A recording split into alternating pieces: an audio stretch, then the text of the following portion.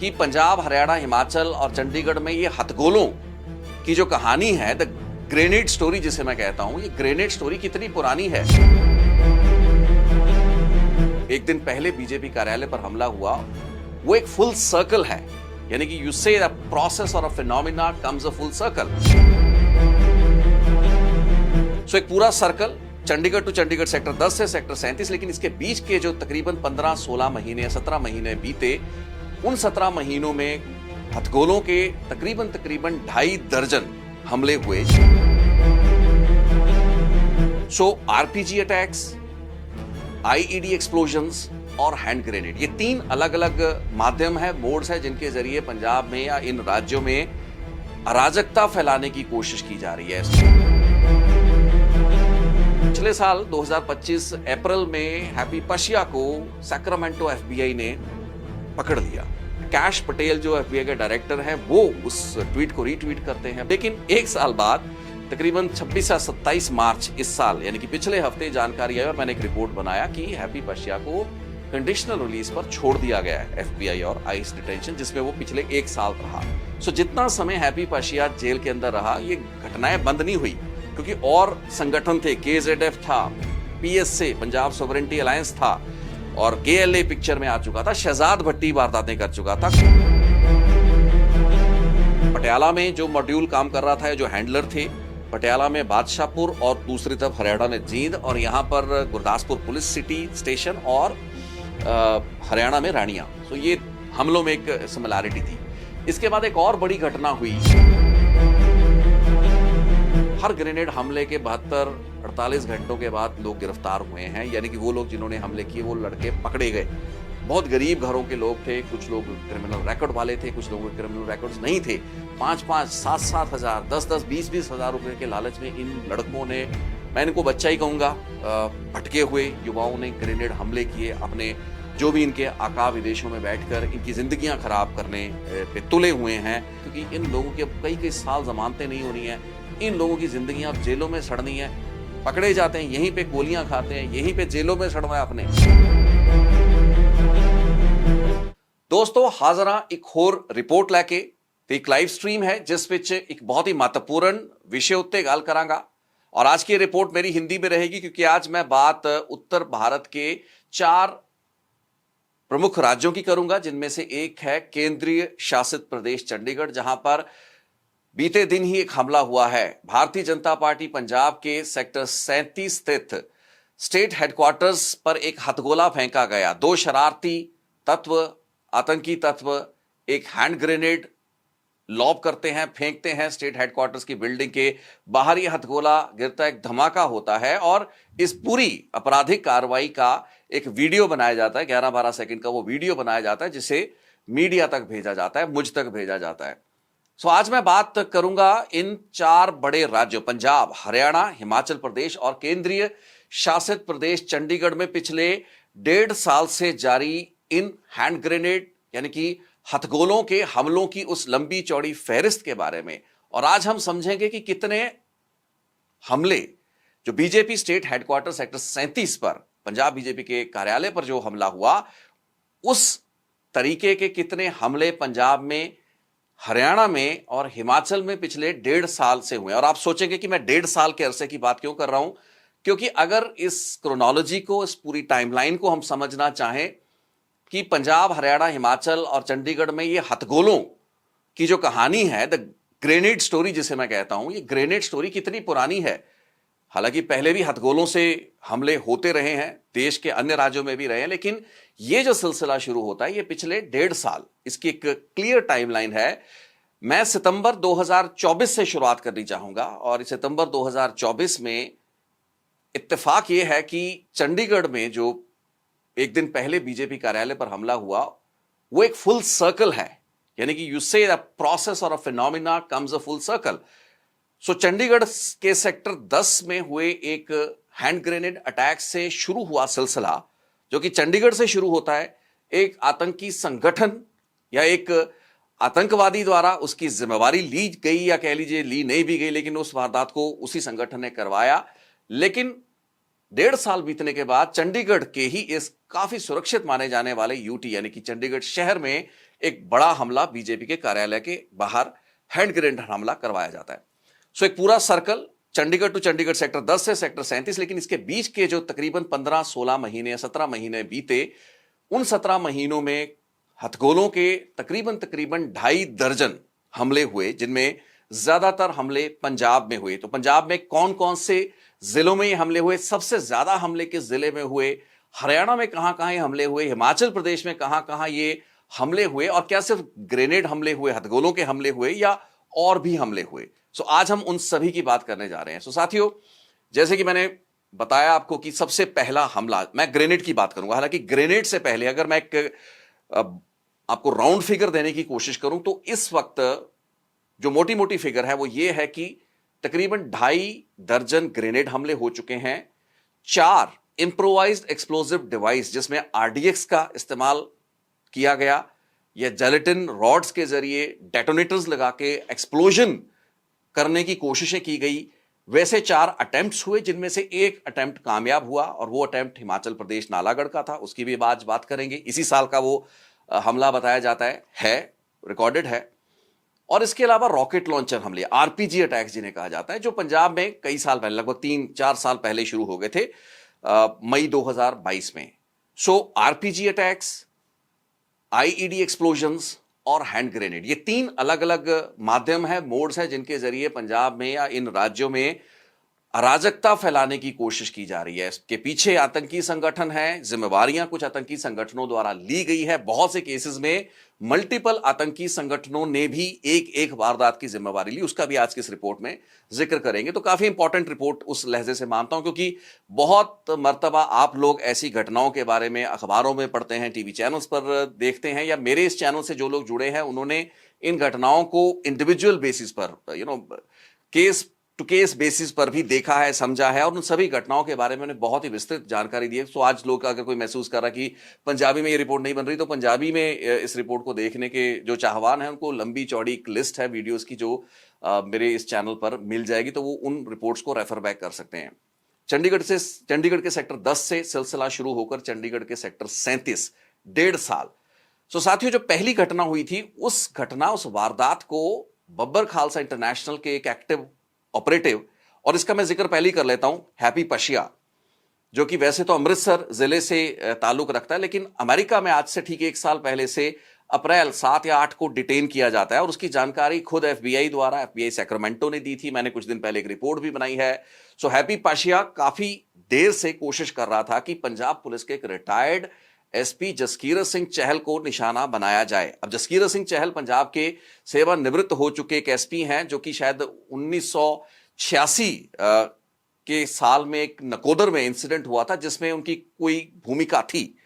सो उस भूमिका के संदर्भ में उन्हें आज भी टारगेट करने की नीयत के साथ सितंबर 2024 में, इनफैक्ट इससे कुछ महीने पहले कोशिश की गई, लेकिन उस कोशिश को चंडीगढ़ पुलिस ने नाकामयाब कर दिया, या कह लीजिए कि मोहाली और चंडीगढ़ पुलिस ने मिलकर, क्योंकि इंटेलिजेंस खुफिया सूत्रों से जानकारी मिली, इस एसपी के घर के बाहर सेक्टर 10 चंडीगढ़ में रेकी करते हुए कुछ लोगों को काबू किया गया। जब उनसे पकड़कर पूछताछ की गई तो उन्होंने बताया कि जसकीरत सिंह चहल रिटायर्ड एसपी को मारने की वो कोशिश कर रहे थे, उसकी रेकी वगैरह कर रहे थे, लेकिन उस मॉड्यूल को पहले ही पकड़ लिया जाता है। जिसके बाद सितंबर 2024 की वो घटना होती है, जब सेक्टर 10 में एक काफी पॉश इलाका माना जाता है, यहां पर कुछ शरारती हमलावर हैंड ग्रेनेड्स लेकर पहुंचते हैं। एक ऑटो में सवार होकर ये लोग आते हैं, ऑटो रिक्शा वाले को हायर करते हैं। उसके बाद काफी सुरक्षित माने जाने वाले इलाके में हैंड ग्रेनेड्स फेंककर ये लोग उसी ऑटो से वापस निकल जाते हैं, फरार हो जाते हैं, और बसें पकड़ के अपने अपने इलाकों की तरफ चले जाते हैं। और ये बहुत बड़ा हमला था, जिसमें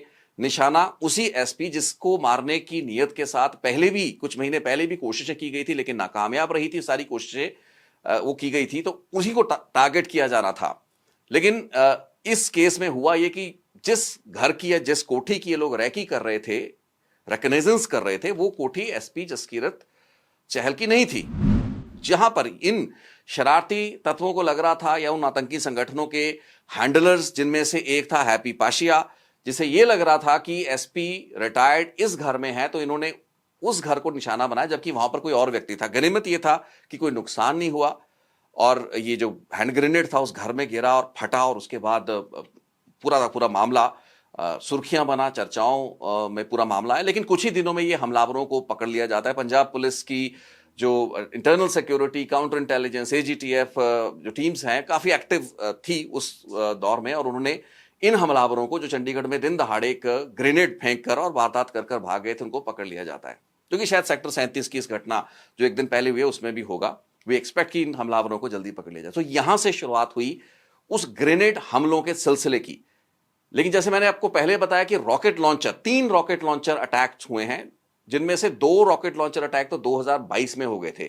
2022 मई में, जब मोहाली के जो पंजाब पुलिस की हेडक्वार्टर इंटेलिजेंस जो डिपार्टमेंट है, इंटेलिजेंस खुफिया विंग जिसे कहते हैं, जहां पर इनकी कई स्पेशलाइज्ड जो यूनिट्स हैं, उनके हेडक्वार्टर्स हैं, सीनियर मोस्ट अफसर बैठते हैं, तो वहां पर एक रॉकेट लॉन्चर हमला, आरपीजी अटैक करवाया जाता है। उसके बाद दिसंबर 2022 में एक हमला करवाया जाता है रॉकेट लॉन्चर का, सरहाली तरन तारण जिले के पुलिस स्टेशन को टारगेट किया जाता है। लेकिन इन हमलों को हम थोड़ा सा अलग रखते हैं, क्योंकि सितंबर 2024 के बाद जो कहानी शुरू हुई वो डिफरेंट थी, क्योंकि यहां पर हैंड ग्रेनेड हमले ज्यादा बढ़ने वाले थे और रॉकेट लॉन्चर को भी दोबारा रिवाइव किया जाना था। इसके बाद अजनाला, हम आ जाते हैं अब अक्टूबर नवंबर के महीनों में। अक्टूबर और नवंबर के महीनों में 2024 में ही अजनाला पुलिस स्टेशन, जो कि अमृतसर जिले में पड़ता है, उस पुलिस स्टेशन को आरडीएक्स से उड़ाने की कोशिश की गई और आईईडी, इम्प्रोवाइज्ड एक्सप्लोसिव डिवाइस का इस्तेमाल किया जाना था।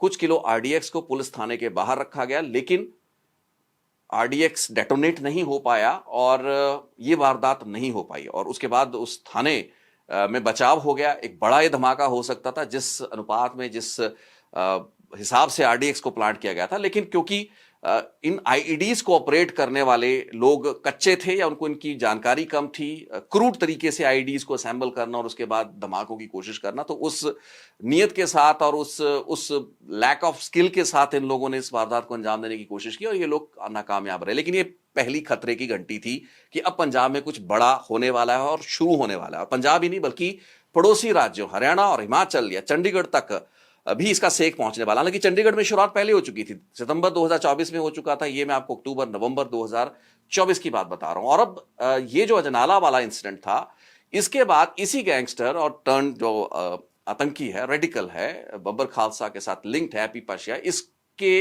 रिश्तेदारों को, इसकी बहन और इसकी माँ, इसकी माता जी हैं जो, उनको पुलिस गिरफ्तार कर लेती है, पुलिस रिटेन कर लेती है। उस अजनाला के पुलिस थाने को आरडीएक्स से, आईईडी से उड़ाने की आपराधिक साजिश के मामले में उनको डिटेन किया जाता है, उनको पुलिस हिरासत में लेती है। जिसके बाद शुरू होता है वो हैंड ग्रेनेड का सिलसिला। सबसे पहले अमृतसर में एक डिफंक्ट पड़ी पुलिस चौकी, गुरबख्श नगर पुलिस चौकी को टारगेट किया जाता है। इसके बाद एक अलग जत्थेबंदी, एक अलग आतंकी संगठन खालिस्तान जिंदाबाद फोर्स, जो कि रंजीत सिंह नीटा की ऑर्गेनाइजेशन है। रंजीत सिंह नीटा पिछले कई दशकों से पाकिस्तान में बताया जाता है, इस वक्त उम्र दराज है रंजीत सिंह नीटा। समय समय पर इनकी ऑडियोज, इनके वॉइस नोट्स और आह्वान अराजकता फैलाने के पंजाब में वो हम अक्सर सुनते रहे, आपसे वो रिपोर्ट्स में वो नाम साझा किया। तो केजेडएफ ने उन्हीं दिनों में, जब गुरबख्श नगर अमृतसर की पुलिस चौकी पर हमला होता है, उसके 2-3 दिन आगे या पीछे नवा शहर में काठगढ़ पुलिस स्टेशन पर एक ग्रेनेड फेंका जाता है और वहां पर ग्रेनेड हमला करने की कोशिश की जाती है। और उसके बाद एक सिलसिला शुरू हो गया। बड़ी घटना तब होती है जब अमृतसर में ही मजीठा जो पुलिस स्टेशन है, वहां पर एक बड़ा धमाका किया जाता है, जिसे पंजाब पुलिस के जो सीनियर अधिकारी उस इलाके के थे, उन्होंने एक टायर बर्स्ट, एक गाड़ी के टायर का धमाका स्थापित करने की कोशिश की। क्योंकि पंजाब में उस वक्त पूरे देश का लगभग मीडिया पहुंचा था। ये वो दिन थे, मैं दिसंबर 4 की इस घटना की बात बता रहा हूं, जब सुखबीर सिंह बादल अकाली दल के अध्यक्ष को एक धार्मिक सजा सुनाई गई थी।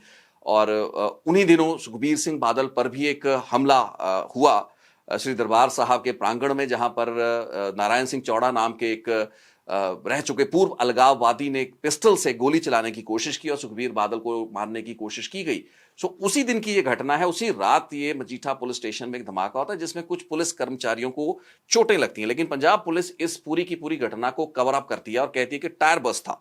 लेकिन वो मीडिया में एक्सपोज हो जाता है। उसके बाद इसी थाने की जो जो टूट तोड़ फोड़ हो रखी थी, क्योंकि ब्लास्ट हुआ और ब्लास्ट की इंटेंसिटी ज्यादा थी और ट्यूबलाइट्स टूटी हुई हैं, कमरे में ग्लासेस बिखरे पड़े हैं, तो वो सारे के सारे वीडियो बाद में बाहर है, बुरी तरह पंजाब पुलिस एक्सपोज है। बाद में फिर खुद ने पुलिस ने एफआईआर दर्ज किया और इस मामले की तफ्तीश की और शायद जो हमलावर थे उनको गिरफ्तार किया गया। सो ये सिलसिले की शुरुआत है। गुरबख्श नगर, अमृतसर, काठगढ़, नवा शहर, मजीठिया, अमृतसर, उसके बाद बटाला में एक पुलिस स्टेशन पर हमला होता है और फिर सिलसिला शुरू हो जाता है। गुरदासपुर जिला, गुरदासपुर के कलानौर में, कनिके बांगर, यहां पर पुलिस चौकियों को कई पुलिस चौकियां ऐसी थी जो बहुत ही रिमोट पोस्ट थी, वो डिफंक्ट थी, शायद बंद पड़ी थी, उनको भी जो इन आतंकियों ने या इन अलगाववादी जत्थेबंदियों ने कहा कि सांकेतिक हमले हैं, ये सांकेतिक हमले कर रहे हैं, दियर ऑल सिंबॉलिक जो अटैक्स हैं, जो भी इनका कॉज है उसके लिए। सो इस तरीके का सिलसिला शुरू होता है। तो लगभग 5 या 6 जो पंजाब के जिले थे, जिनमें से सबसे ज्यादा प्रभावित रहा अमृतसर,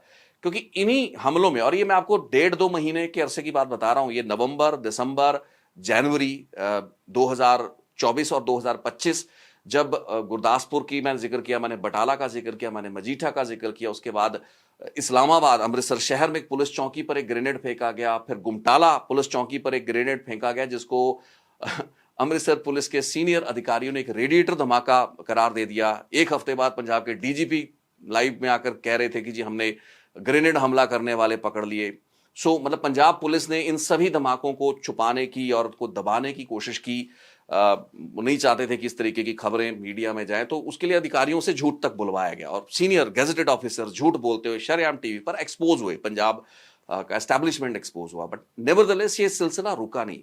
गुमटाला बाईपास पर वो जो अटैक हुआ, उसके बाद डेरा बाबा नानक बाईपास अमृतसर में एक और पुलिस चौकी को निशाना, पुलिस थाने को निशाना बनाने की कोशिश की गई। कुछ शराब के कारोबारियों को भी टारगेट किया गया। एक पप्पू जयंतीपुर जो मरहूम कारोबारी हैं, उनके बेटे अमन जयंतीपुर के घर पर एक ग्रेनेड फेंका गया। एक और शराब के कारोबारी के ठेके पर एक ग्रेनेड फेंका गया जो कि फटा नहीं। अब ये अमृतसर यहाँ का एक हब था। अमृतसर के अलावा भी ये धमाके हो रहे थे, अमृतसर देहाती में भी हो रहे थे, लेकिन अमृतसर शहर में सबसे ज्यादा जो ग्रेनेड अटैक हुए, एक सबसे गंभीर जो एक ग्रेनेड अटैक था वो था एक ठाकुर द्वारा, जो एक धार्मिक स्थल है, एक मंदिर है। सो ठाकुर द्वार मंदिर के ऊपर एक ग्रेनेड फेंका गया। सो शरारती जो अलगाववादी तत्व हैं, उन्होंने निशाना बनाने की कोशिश की, जिसमें ज्यादातर पुलिस थाने, पुलिस चौकियां टारगेट पे रहे और बहुत से मल्टीपल अटैक्स। इसके बाद अमृतसर, देहाती, गुरदासपुर, इन जिलों में इन धमाकों का दौर जारी था, ये ग्रेनेड हमले जारी थे, जिनकी गिनती इस वक्त तकरीबन 1.5 दर्जन के आसपास तक पहुंच गई थी। इसी दौर में बटाला और गुरदासपुर, बटाला पुलिस इलाके में कुछ पुलिस कर्मचारियों को टारगेट बनाया गया और 1.5-2 महीने के अंतराल में ही एक पुलिस अफसर, एक पुलिस मुलाजिम था जिसने कि हैप्पी पशिया के रिश्तेदारों की जो गिरफ्तारी थी, उस पार्टी में वो शामिल था, तो उसको टारगेट करने की कोशिश की गई। पहले उसके घर गोली चलाने की कोशिश की गई, शूटर भेजे गए, शूटरों की मौके पर पिस्टल कॉक नहीं हुई या पिस्टल चली नहीं, वो गोली नहीं चल पाई, तो उसके रिश्तेदारों का बचाव हो गया। उसके बाद 1 महीने बाद उसी घर पर दोबारा बटाला जिले में हमला किया गया और इस बार ग्रेनेड हमला था।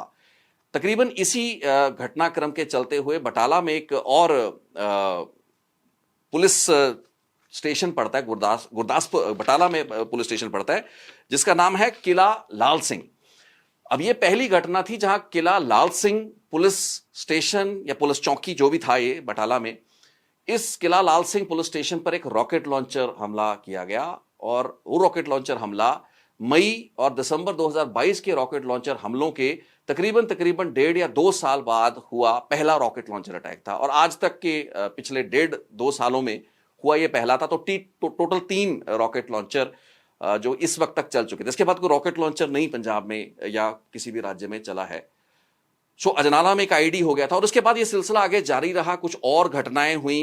नवा शहर में कुछ और शराब के कारोबारियों के ठेकों के ऊपर ग्रेनेड हमले होते रहे। कुछ की जिम्मेवारी बबर खालसा इंटरनेशनल के बिहाफ पर हैप्पी पशिया, हरविंदर रिंदा गुट लेता रहा। लेकिन इस दौर में जलंधर जो पंजाब का एक जिला है, जलंधर शहर भी इस ग्रेनेड हमलों की चपेट में आ गया, जहां पर कुछ घटनाएं हुई।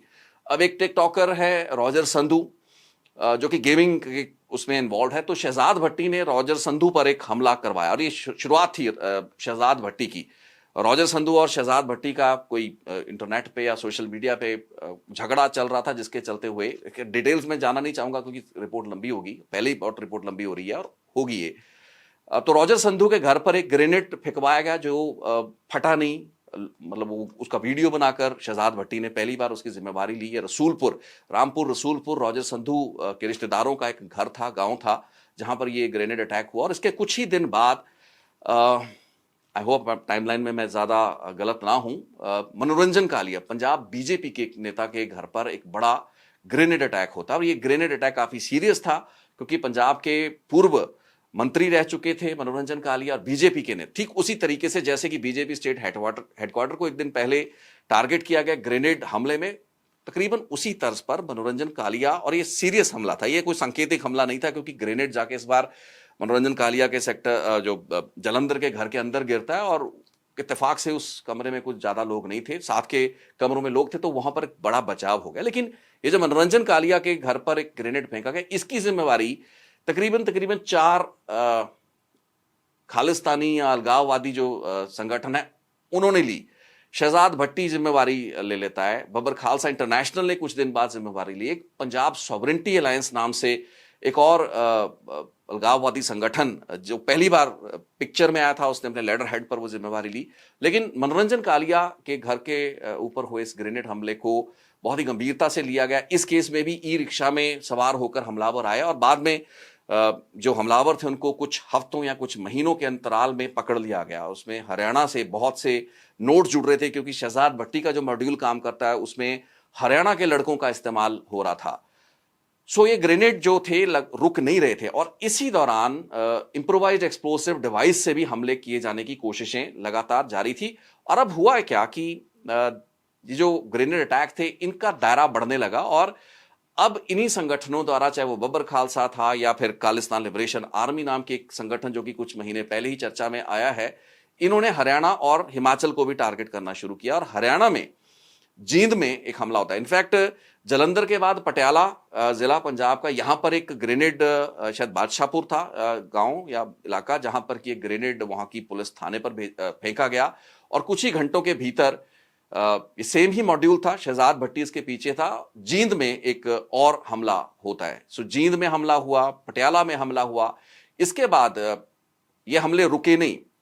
हुआ ये कि पिछले साल 2025 अप्रैल में हैप्पी पशिया को सैक्रामेंटो एफबीआई ने पकड़ लिया। तो 8 अप्रैल को एफबीआई सैक्रामेंटो जानकारी देती है। कैश पटेल जो एफबीआई के डायरेक्टर हैं वो उस ट्वीट को रीट्वीट करते हैं। पंजाब के जो डीजीपी हैं वो एक प्रेस बयान जारी करते हैं कि एक बहुत बड़ी कामयाबी पंजाब पुलिस की और सेंट्रल एजेंसीज की रही कि हैप्पी पशिया को पकड़ लिया गया। लेकिन एक साल बाद तकरीबन 26 या 27 मार्च इस साल, यानी कि पिछले हफ्ते जानकारी आई और मैंने एक रिपोर्ट बनाया कि हैप्पी पशिया को कंडीशनल रिलीज पर छोड़ दिया गया है एफबीआई और आइस डिटेंशन, जिसमें वो पिछले 1 साल रहा। सो जितना समय हैप्पी पशिया जेल के अंदर रहा, ये घटनाएं बंद नहीं हुई क्योंकि और संगठन थे, केजेडएफ था, पीएसए पंजाब सॉवरेंटी अलायंस था और केएलए पिक्चर में आ चुका था। शहजाद भट्टी वारदातें कर चुका था। सो शहजाद भट्टी की भी वारदातें लगातार बढ़ रही थी और कुछ लोगों के घरों के बाहर गोलियां चली और हरियाणा में जो उसके जो मॉड्यूल्स थे वो एक्टिव हो चुके थे या उसने सोशल मीडिया की मदद से नए रंगरूटों को, नए रिक्रूट्स को अपने ग्रुप में शामिल कर उनसे वारदातें करवानी शुरू कर दी थी। और इसके बाद एक बड़ी घटना कुछ महीने पहले होती है जिसको फिर छुपाया गया। आज से तकरीबन 4-4.5 महीने पहले 2025 अक्टूबर का महीना रहा अगर मैं गलत नहीं हूं, तो गुरदासपुर सिटी शहर के पुलिस थाने के ऊपर एक ग्रेनेड फेंका गया और वो ग्रेनेड थाने के ऊपर नहीं गिरा, लेकिन कुछ महिलाएं जा रही थी, कुछ लोग जा रहे थे, ये ग्रेनेड उनके पास जाके फटा जिससे कि एक महिला बुरी तरह जख्मी हो गई और जो स्प्लिंटर्स थे उस ग्रेनेड के उस महिला के शरीर के कई हिस्सों में लगे। लेकिन हैरानी की बात यह थी कि वो जो पंजाब पुलिस का एक पुराना सिलसिला चल रहा था जो हमने गुमटाला में या मजीठा में देखा, टायर बस्ट, रेडिएटर बस्ट, तो इस घटना को भी दबाने की नीयत से पंजाब पुलिस ने और वहां की जो पीसीआर थी उसने उन घायल लोगों को, उस महिला को अस्पताल ले जाने के बजाय उसके घर पे छोड़ दिया, ये कहकर कि इसको हल्की चोटें लगी, आप इनका इलाज करवा लीजिए। लेकिन बाद में परिवार उस महिला को अस्पताल लेकर जाता है और पता लगा कि ये तो श्रैपनल्स हैं, ये तो स्प्लिंटर्स हैं ग्रेनेड के। और मतलब इतनी कर्टसी पंजाब पुलिस में नहीं थी उनके पीसीआर में। मुझे लगता, मैंने पहले भी रिपोर्ट बनाई थी कि ऐसे अफसरों को तो सस्पेंड कर देना चाहिए, शायद डिसमिस किया जाना चाहिए कि अगर वो इतनी बड़ी आपराधिक वारदात को छुपाने की नीयत से एक घायल महिला को घायल अवस्था में अब ये पंजाब पुलिस के काम करने का तरीका और पंजाब सरकार के काम करने का तरीका, जिन्होंने लगातार इन घटनाओं को छुपाने की कोशिश की है। ठीक है, ये घटनाएं कोई बताने वाली नहीं है, लेकिन छुपाने वाली भी नहीं थी। और उस महिला को घायल अवस्था में, स्प्लिंटर्स से घायल महिला को उसके घर छोड़कर पुलिस चली जाती है और फिर घर वाले उस महिला को अस्पताल लेकर गए, जिसके बाद स्थानीय जो लीडर थे, क्योंकि वो एक बीजेपी के लीडर की पत्नी थी, तो बीजेपी ने थोड़ा बहुत शोर शराबा किया, जैसे कि पहले भी होता रहा है। और उसी वक्त जब ये गुरदासपुर पुलिस सिटी पर यह हमला हुआ, उसी के कुछ घंटे आगे या पीछे हरियाणा के रानिया में, सिरसा रानिया में एक महिला पुलिस थाने के ऊपर एक ग्रेनेड फेंका गया और उस ग्रेनेड को फेंकते की वीडियो बनाकर इसी शहजाद भट्टी और उनके साथ के जो मॉड्यूल्स हैं, आई एम नॉट श्योर कि अगर मैं थोड़ा बहुत गलत ना हूं, तो उनके द्वारा शेयर की गई, मीडिया को भेजी गई। और वो ग्रेनेड महिला थाने के ऊपर ये दोनों घटनाएं, यानी कि पटियाला में जो मॉड्यूल काम कर रहा था, जो हैंडलर थे, पटियाला में बादशाहपुर और दूसरी तरफ हरियाणा में जींद, और यहां पर गुरदासपुर पुलिस सिटी स्टेशन और हरियाणा में रानिया। सो ये हमलों में एक सिमिलैरिटी थी। इसके बाद एक और बड़ी घटना हुई, जब घटना हुई नहीं, ये घटना टल गई। अब इसको हम आईईडी कह सकते हैं, नहीं कह सकते, इसके बारे में कोई मैं पक्की बात नहीं कह सकता, लेकिन जेलेटिन स्टिक से एक बड़ा एक्सप्लोजन अंबाला के बलदेव नगर पुलिस थाने पर करने की कोशिश की गई आज से कुछ महीने पहले। लेकिन इससे पहले मैं आपको हिमाचल प्रदेश लेके चलूंगा, या हिमाचल प्रदेश इस साल, यानी कि 2026 जैसे ही साल चढ़ता है, 1 जनवरी 2026 को यह खबर आती है कि हिमाचल प्रदेश के नालागढ़ में एक पुलिस थाने, पुलिस चौकी या थाना, वहां पर एक आईईडी एक्सप्लोजन हुआ। और यह इंप्रोवाइज्ड एक्सप्लोजन डिवाइस था, जिसका मैंने पहले जिक्र भी किया कि पहला आईईडी जो चल पाया, अजनाला अमृतसर में आईईडी विफल रहा।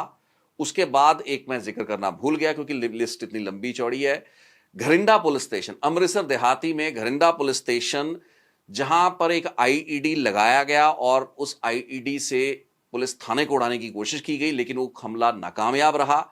पुलिस को जानकारी मिल गई, एक शायद काउंटर ऑपरेशन चल रहा था, और सारी की सारी जो गतिविधि हो रही थी उस पर पुलिस की नजर थी। तो पुलिस ने उस आईडी धमाके को होने से रोक लिया, और उस आईडी को जब टीम्स वहां से ले गई, अपेरेंटली डिफ्यूज करने के बाद, उसके बाद वो जो आईईडी अमृतसर में माल मंडी, जो state special operation cell Amritsar का एक हब है, उनका एक हेडक्वार्टर है, उनका कंट्रोल सेंटर है, वहां पर जाकर उसको डिफ्यूज करते समय वो आईडी फट जाता है। और उसके बाद एक या दो पुलिस मुलाजिम जो थे उस एक्सप्लोजन में बुरी तरह घायल हुए, उनके हाथ वगैरह काफी सीरियस इंजरीज थी, जिसके बाद उनको चंडीगढ़ के पीजीआई में लाया गया और इस घटना को भी मतलब दबा लिया गया। घरिंडा पुलिस थाने के बाहर एक आईडी मिला है, उसको डिफ्यूज किया गया या पार्शियली डिफ्यूज हो पाया, उसको फिर ट्रांसपोर्ट कर अमृतसर ले जाया गया और वहां पर उसको डिफ्यूज करते समय एक एक्सप्लोजन हुआ जिसमें पुलिस वाले गंभीर रूप से घायल हुए। इस पर भी जब हमने फिर रिपोर्ट्स बनाई और उसके बाद एक आधी इंटरव्यू भी मैंने उस दौर में एक सामाजिक कार्यकर्ता जिन्होंने इस मुद्दे को उठाया था कि ये अगर धमाका हो तो उसके बारे में पुलिस जानकारी क्यों नहीं दे रही है, जब गंभीर, क्योंकि पीजीआई का रिकॉर्ड आ गया था, काफी बुरी जो इंजरीज थी, एक्सप्लोजन से हुई इंजरीज थी, तो पुलिस को फिर उसके बाद एक बयान जारी करना पड़ा क्योंकि उनको क्लैरिटी देनी थी, क्योंकि इसी धमाके के संदर्भ में अलग अलग किस्म के क्लेम्स थे। अब हरविंदर रिंदा या बबर खालसा इंटरनेशनल भी उस धमाके की जिम्मेवारी ले रहे थे, क्योंकि उनको क्लैरिटी से ये नहीं पता था कि वहां पे हुआ क्या है, क्योंकि वो आईडी तो पकड़ा गया था।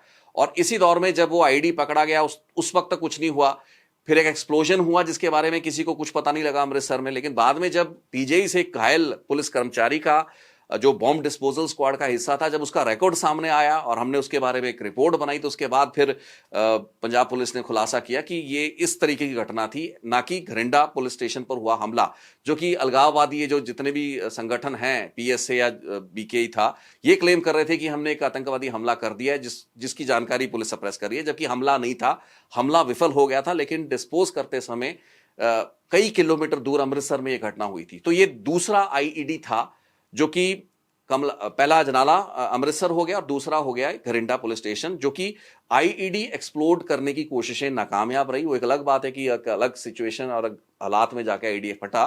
और उसके बाद 1 जनवरी 2026 में नालागढ़ पुलिस स्टेशन, जहां पर की एक आईईडी से धमाका करके उसकी शायद दीवार उड़ाई और काफी वो वहां पे बड़ा क्रैटर जिसे बोलते हैं गड्ढा हुआ, जिसके बाद उस मामले की शायद पड़ताल, I don't know, I am not sure, वो शायद एनआईए इस वक्त कर रही है, कोई बड़ी संस्था इसकी जांच करेगी, एनफोर्समेंट एजेंसी जांच करेगी।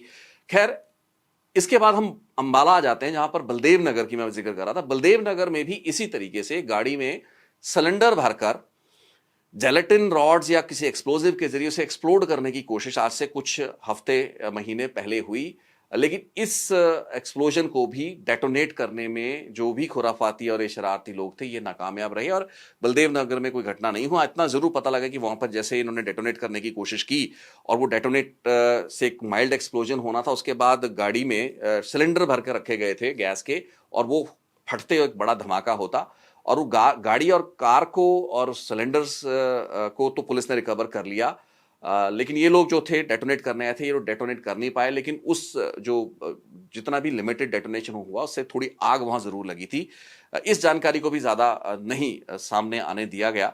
सो अलग अलग घटनाएं हुई। सो हरियाणा में जींद में, हरियाणा में रानिया में, हरियाणा में बलदेव नगर अंबाला में कोशिश हुई, वहां पर ग्रेनेड फेंके गए। हिमाचल प्रदेश में नालागढ़ में इकलौता आईईडी एक्सप्लोजन हुआ। पंजाब में 2 आईईडी एक्सप्लोजन नहीं हो पाया, अजनाला और घरंडा में, लेकिन एक अलग तरीके से एक्सप्लोजन हुआ।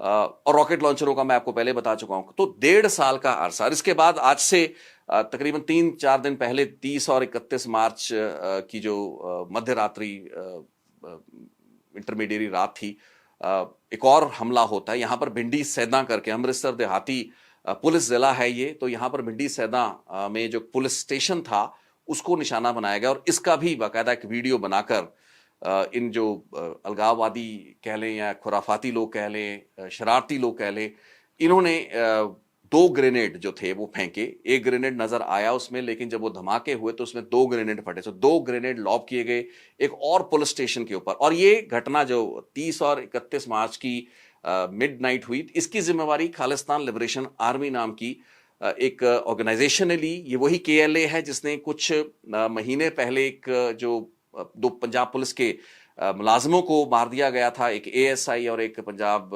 होमगार्ड के कांस्टेबल को की हत्या कर दी गई थी एक पुलिस पोस्ट में। रंजीत सिंह नाम के एक व्यक्ति और उसके कुछ साथियों द्वारा, दिलावर और एक और साथी, जिनमें से बाद में रंजीत का एनकाउंटर हुआ और वो फेक एनकाउंटर था।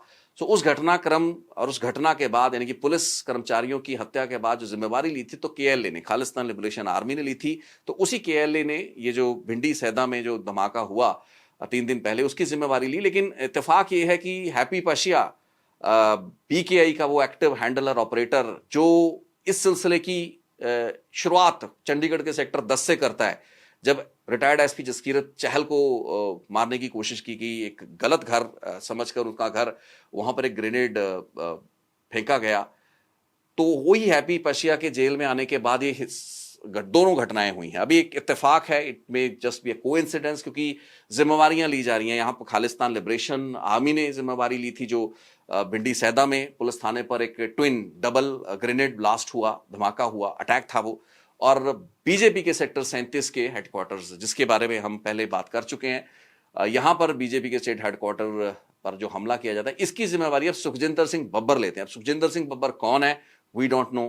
खालिस्तान लिबरेशन आर्मी कौन है, इसके बारे में ज्यादा जानकारी नहीं है। ये संगठन है, आतंकी संगठन है जो जिम्मेवारियां ले रहे हैं। और बहुत से ऐसे लोग सिवाय हैप्पी पर्शिया के या शहजाद भट्टी के या हरविंदर रिंदा के या रंजीत सिंह नीटा खालिस्तान जिंदाबाद फोर्स, बब्बर खालसा के लिए रिंदा संधू, हैप्पी पर्शिया और शहजाद भट्टी एक अलग एंटिटी।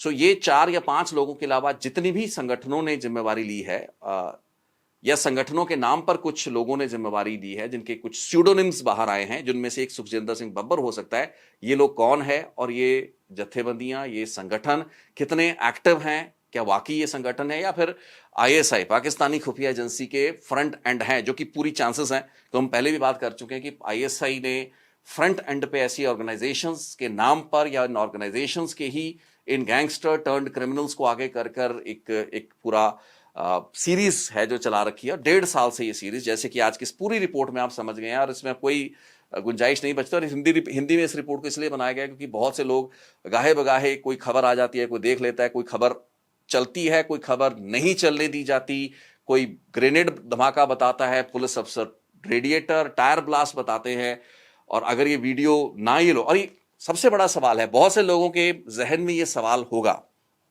और मैं आज इस रिपोर्ट में इसको एड्रेस करना चाहूंगा जितनी मैं समझ रखता हूं, कि ये वीडियो क्यों बनाए गए हैं, ये वीडियो ग्रेनेड हमले के वीडियो क्यों बनाए जाते हैं। अब ये बहुत इंपॉर्टेंट क्वेश्चन है, क्योंकि पंजाब में जो 1.5 साल पहले या सवा साल पहले होता रहा, जो हमने देखा अक्टूबर, नवंबर, दिसंबर, जनवरी 2024, 2025 में, हो ये रहा था कि ये लोग या जो भी ये शरारती लोग हैं, ये क्रिमिनल्स हैं, आतंकवादी हैं, ये पुलिस थानों और चौकियों पर ग्रेनेड फेंक रहे थे और पुलिस जो थी उन घटनाओं को मीडिया से बचा रही थी या पब्लिक में ऐसी जानकारी जाने से रोक रही थी, जो कि बनता नहीं है। क्योंकि अगर एक आपराधिक घटना है तो उसको पब्लिक डोमेन में लाना, जिसे हम क्राइम रिपोर्टिंग करते हैं, वो कोई गुनाह नहीं है और देश का संविधान, people have a right to know. अगर किसी पुलिस चौकी और पुलिस थाने पर एक ग्रेनेड गिरता है, वो ग्रेनेड फटता है, उसमें पुलिस मुलाजिम जो हैं, पुलिस के कर्मचारी घायल होते हैं, तो ये चीज और ये जानकारी लोगों तक पहुंचनी चाहिए।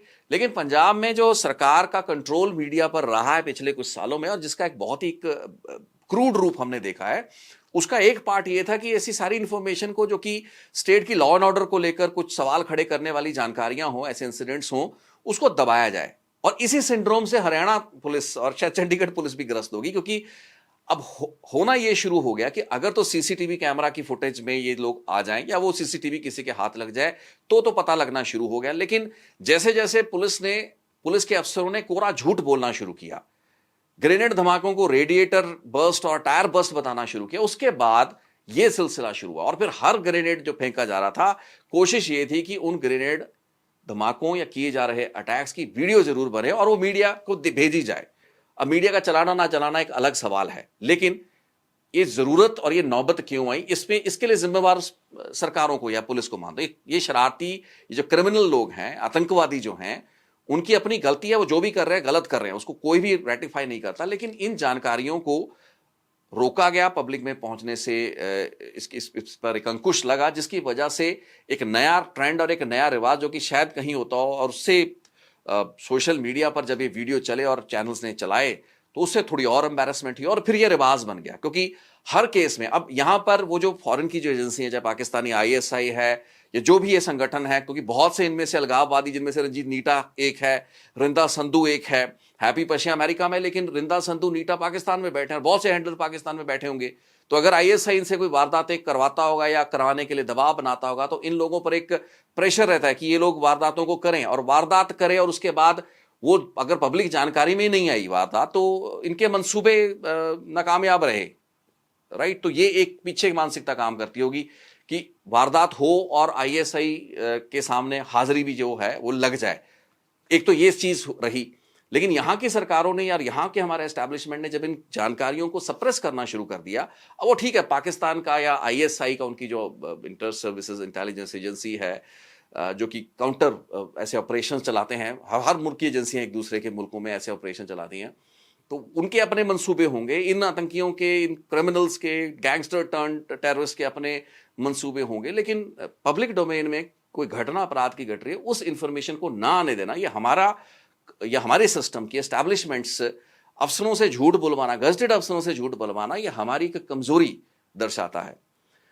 सो ये वो पूरा सर्कल है, ये पूरी फहरिस्त है जो आज मैंने आपसे साझी की। पर्पस यही था कि we should get a proper picture कि ये ग्रेनेड स्टोरी है क्या, और 1.5 साल में इतने ग्रेनेड हमले, रॉकेट लॉन्चर का एक हमला, 4 आईईडी अटैक्स जिनमें से 3 नॉट सक्सेसफुल, एक आईईडी फटता है, उसके अलावा और अलग अलग तरीकों से इन लोगों ने दहशत क्रिएट करने की कोशिशें की हैं। लेकिन ये सभी जानकारियों का एक पर्सपेक्टिव बनना जरूरी है, और चाहे वो पंजाब हो, चाहे वो हरियाणा हो, चाहे वो हिमाचल हो, चाहे वो हो चंडीगढ़, जहां से ये सिलसिला शुरू भी हुआ, और आज you have come the full circle, और 10 सेक्टर से 37 सेक्टर तक ही ग्रेनेड स्टोरी पहुंची है।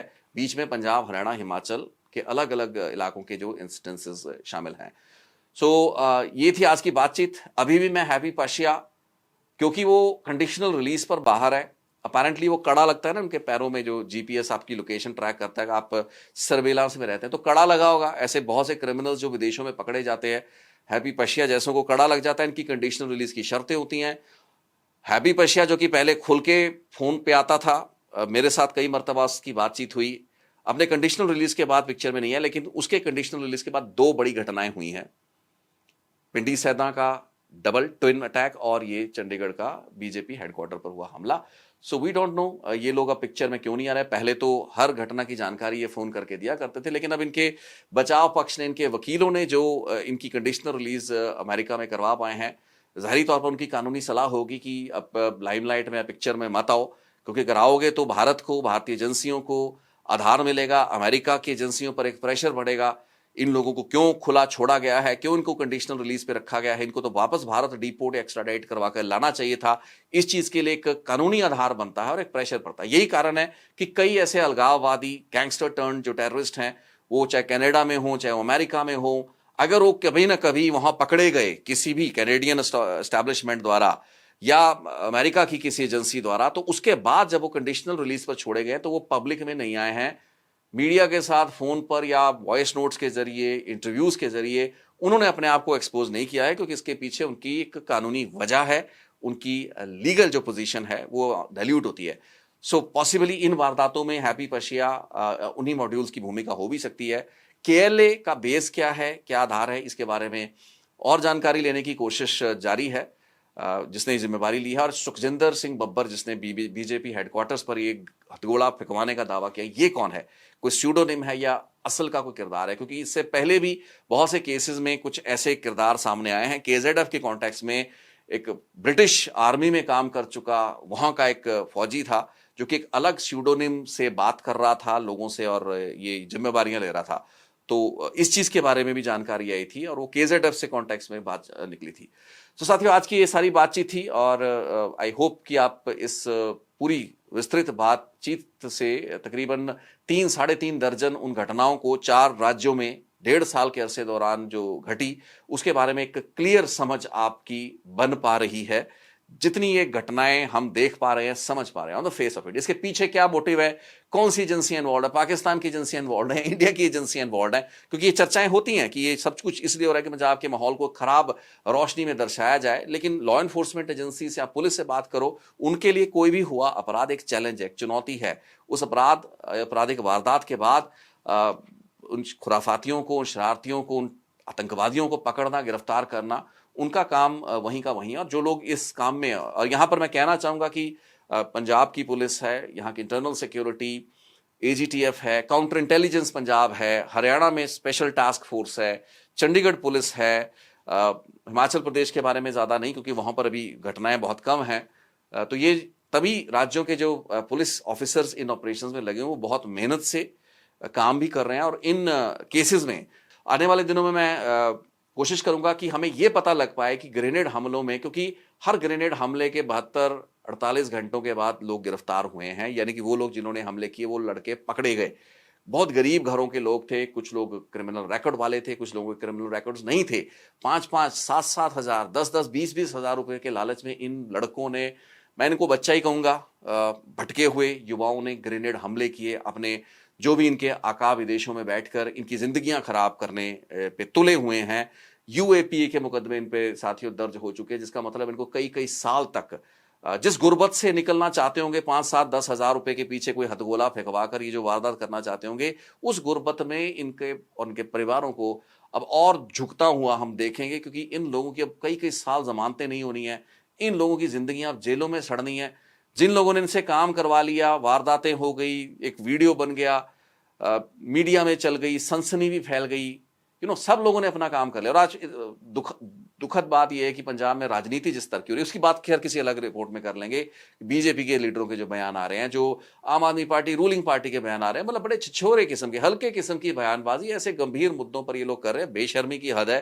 खैर वो मैं बात अलग करूंगा, लेकिन इन नौजवानों के लिए एक सबक यहां पे इस रिपोर्ट में देना बहुत जरूरी है कि आप मान के चलिए, जब मैं आपसे अगली किसी रिपोर्ट में वो नंबर साझा करूंगा और बाकायदा कोशिश करेंगे कि इन सभी लड़कों की तस्वीरें भी आपके साथ, इनके नामों के साथ बताएं और बताएं इनका बैकग्राउंड क्या था, फिर आपको समझ में आएगा। और वो जो लोग नौजवान देख रहे हैं इस रिपोर्ट को, दे मस्ट अंडरस्टैंड कि ये लोग शरारती खुराफाती लोगों के हाथों में खेल रहे हैं। पॉलिटिशियन ने अपनी राजनीति करनी है, एजेंसियों ने अपनी खुराफातें करनी है, करवानी है। इन अलगाववादी संगठन के लीडरों की, मैं चाहे वो खालिस्तानी हो, चाहे कोई आतंकी संगठन हो, कुछ भी कोई भी हो, वो कहां पर बैठा है, वो पाकिस्तान या आईएसआई के मोहताज हैं ये लोग। और पुलिस जो मर्जी अपनी कहानियां बना रही है, सबके अपने अपने वेस्टेड इंटरेस्ट है, लेकिन खराब ये नौजवान हो रहे हैं। सो इन भटके हुए नौजवानों को, या हर उस नौजवान को जो 5, 7, 10, 15, 20, 40, 50 हजार के लालच में, 40-50 हजार रुपये अब मिलता नहीं है, 1.5-2 लाख रुपए के वादे विदेशों में भेज देंगे,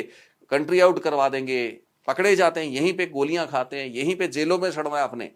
तो नौजवान समझें, सबक लें, कुछ नहीं रखा, कुछ 10 15 20 सेकंड का एक हथगोला फेंकते का वीडियो और उसके बाद सालों साल जेल और पता नहीं कितने लाखों रुपए वकीलों पर जाया। निकल इस सब में कुछ नहीं है, किसी को कुछ नहीं इसमें मिल पा रहा है। सो इसी मैसेज के साथ मैं इस रिपोर्ट को कंक्लूड करूंगा। थैंक यू सो मच इतना पेशेंटली इस रिपोर्ट को सुनने के लिए, अपना समय देने के लिए। धन्यवाद।